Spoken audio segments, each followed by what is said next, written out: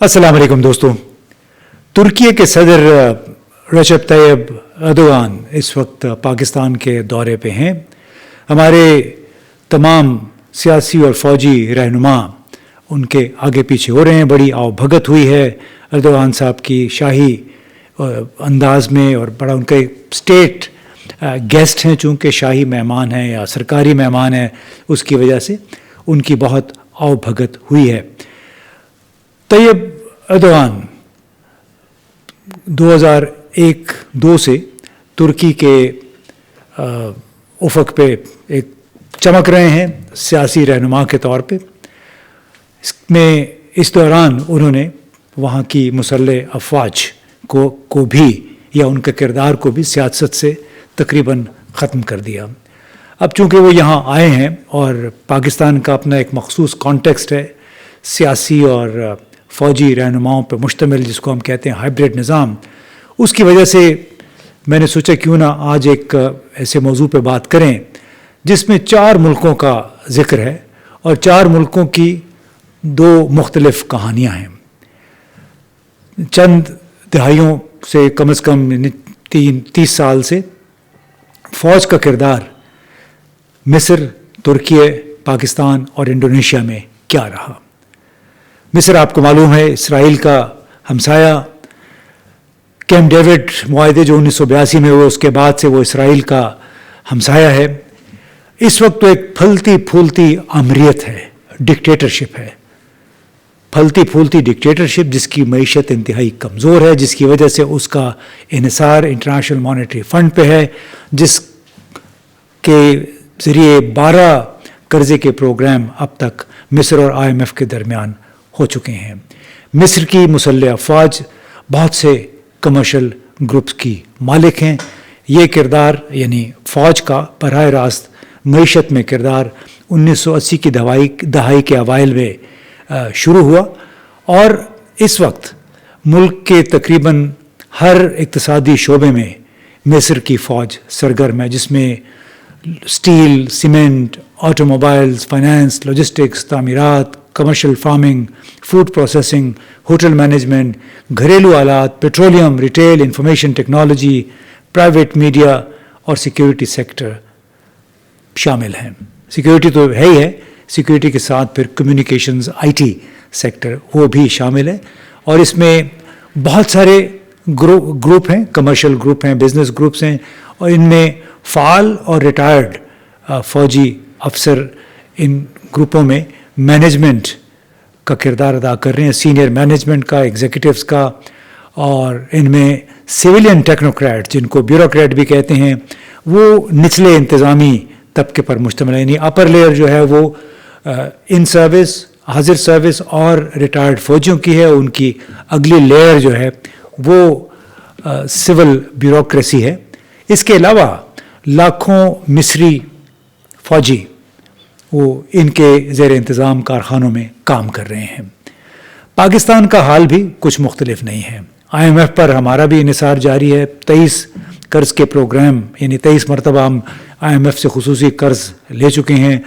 फ़ौज की मौजूदगी तकरीबन तमाम शोबों में नज़र आती है, कानकनी से लेकर ज़राअत तक, सड़क से लेकर टेली कम्युनिकेशन तक, IT खिदमात से लेकर मालियात, फाइनेंशियल सर्विसेज तक, खुराक की पैदावार से लेकर नेशनल अकाउंटेबिलिटी ब्यूरो, खेलों तक, हर जगह पे आपको फ़ौज का बराह रास्त या बिल वास्ता किरदार नज़र आएगा, बिल्कुल ऐसे ही जैसे हमें मिस्र में देखने में आ रहा है।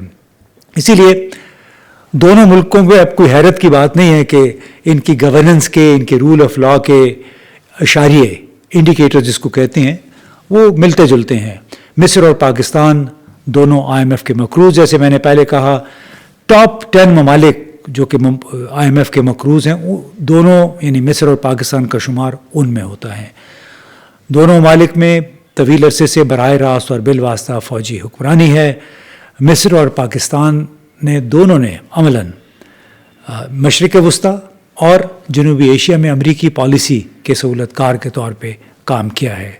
मिस्र चूँकि इसराइल के साथ 1982 के बाद पार्टनरशिप है, पाकिस्तान ने अफ़गानिस्तान की वजह से 2 मरतबा बड़ा अमली एक्टिव किरदार अदा किया امریکہ کی شراکت میں. اب اگر انڈیکیٹرز کو دیکھیں تو 2024 میں پاکستان میں غربت کی شرح 25.3% تک پہنچی. پاکستان دنیا کے غریب ترین ممالک کی فہرست میں اس وقت 52ویں نمبر پر ہے.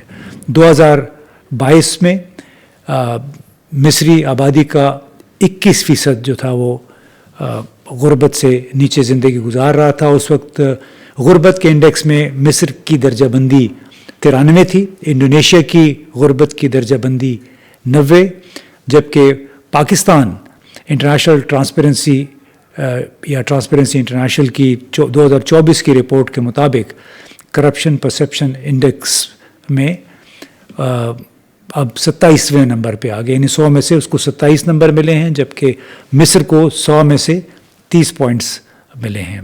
اب مصر میں بدعنوانی کا جو انڈیکس تھا 1996 سے 2024 تک اوسطاً 32 پوائنٹس رہا، جو 2014 میں 37 پوائنٹ پہ پہنچا تھا، لیکن اب پھر وہ کم ہو کے 32 بلکہ 29 رہ گیا ہے. رول آف لا کے حوالے سے پاکستان 2024 میں 142 میں سے 129ویں نمبر پر رہا. مصر میں قانون کی حکمرانی میں جو اس کا نمبر ہے وہ 142 میں سے 136واں نمبر ہے.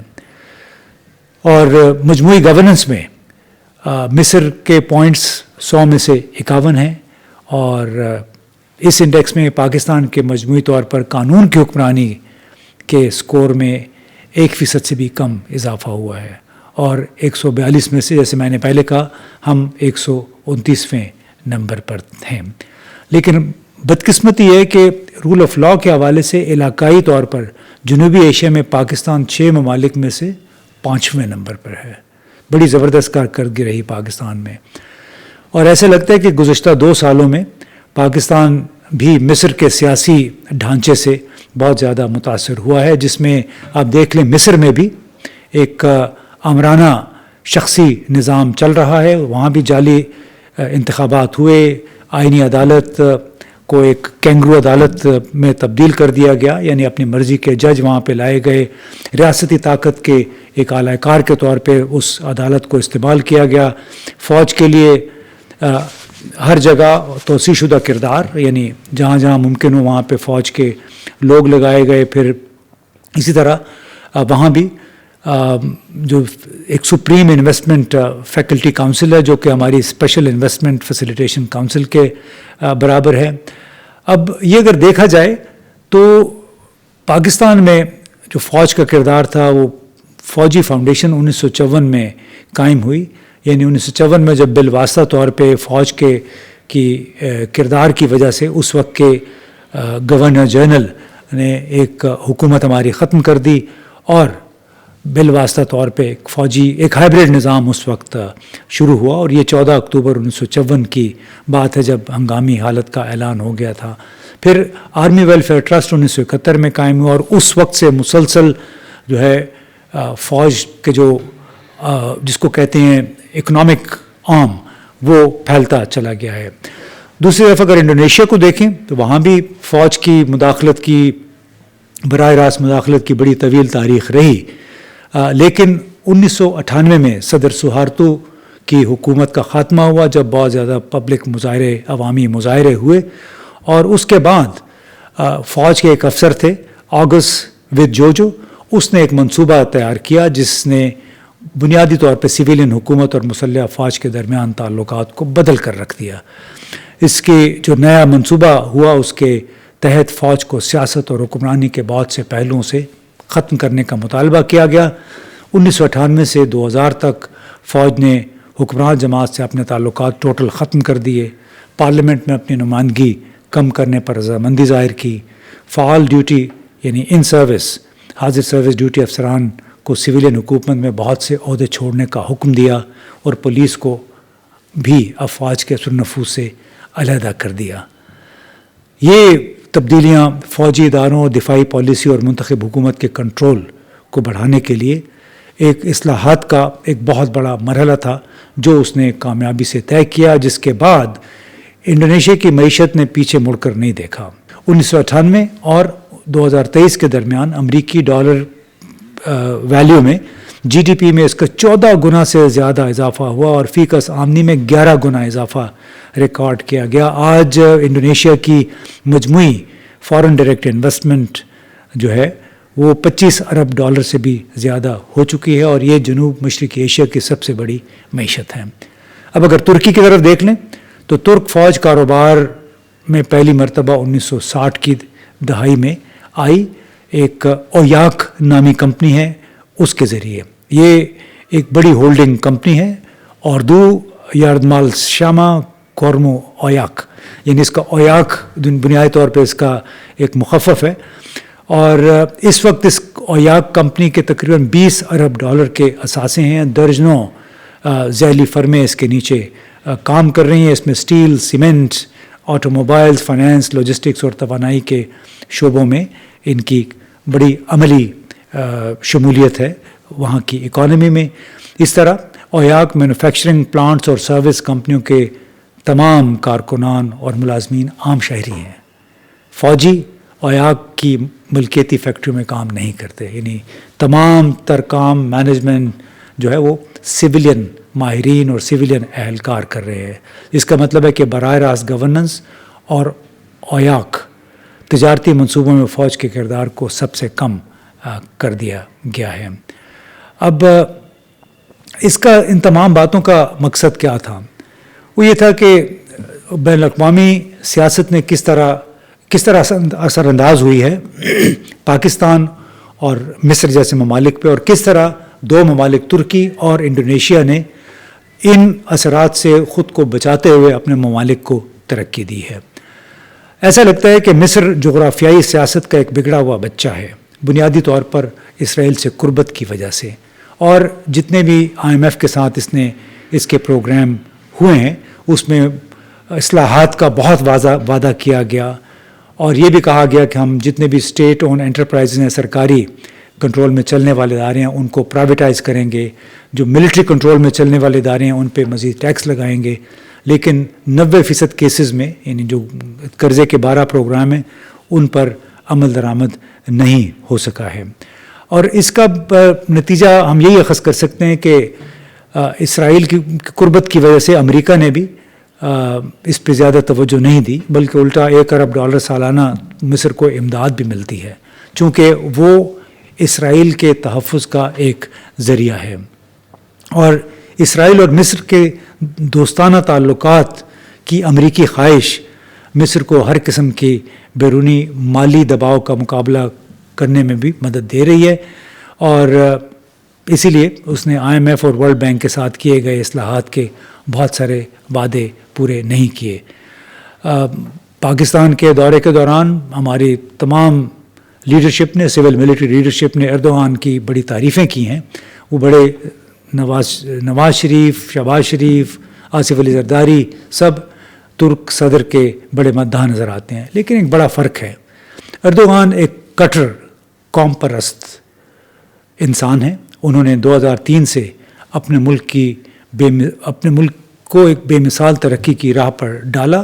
غیر ملکی دباؤ, چاہے وہ امریکی تھا یا روسی تھا, اس کی بالکل پرواہ نہیں کی. اسی طرح انہوں نے فوج کے سامنے بھی جھکنے سے انکار کیا, اور آہستہ آہستہ فوج کو قومی سیاست سے باہر کرنے کے منصوبے پر عمل کیا, جس کی وجہ سے 2016 میں فتح اللہ گولن کے حامی جو حلقے تھے فوج کے اندر, انہوں نے بغاوت کی, لیکن وہ بغاوت بالآخر ناکام ہوئی.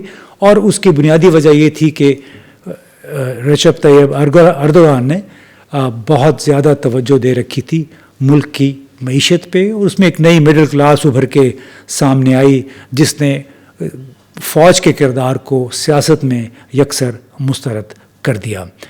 اب اس کے برعکس پاکستان میں گزشتہ 3-4 سال سے آپ نے دیکھا ہوگا کہ شہباز شریف اور آصف علی زرداری نے فوج سے اپنا پیار دکھانے کے لیے بڑی محنت کی ہے, اور اس طرح ملکی سیاست اور معیشت میں فوج کے کردار کو مزید تقویت فراہم کی. ایک طرف ایردوغان اور آگوس ویدجوجو اور یعنی انڈونیشیا کے جو فوجی افسر تھے, اور دوسری طرف پاکستانی سول ملٹری لیڈروں کے درمیان فرق پارٹی کی نہیں بلکہ ملک کی مدد کرنے کا ہے, ملک کی خدمت کرنے کا ہے, بے لوث عزم کے ذریعے.